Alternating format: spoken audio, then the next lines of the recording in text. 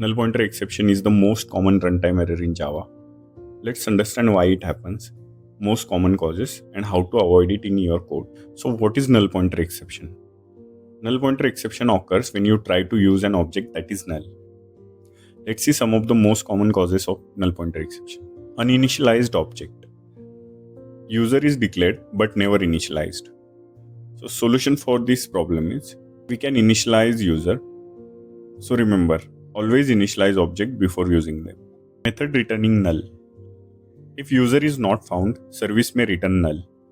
Solution for this is we can add null check, but the better solution will be using optional. If we use if present method here, we will not get null pointer exception. Next is collections containing null values. Here we will get null pointer exception because collection exists, but element inside is null. Next is chained method calls on null. This is by far the most dangerous null pointer exception. Here, if user or address or city is null, we'll get null pointer exception. So the first solution will be step-by-step null checks. First we'll check user, address or city is null or not, then we will use them. Best solution here is using optional. We can use of nullable map, and if present, it will avoid null pointer exception.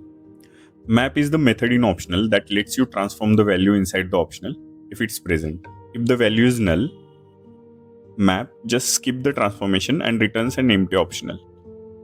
Now let's see how optional helps to avoid null pointer exception. It will provide few methods that will help us avoid null pointer exception. Of nullable, it wraps a value that may be null. Second is present. It will check if value exists. If present, execute logic only if value is present. Or else, it will provide default value. Or else throw. It will throw custom exception if value is missing. Map, transform value safely. So remember, null pointer exception happens when we call methods on null reference. And good code prevents null before it happens.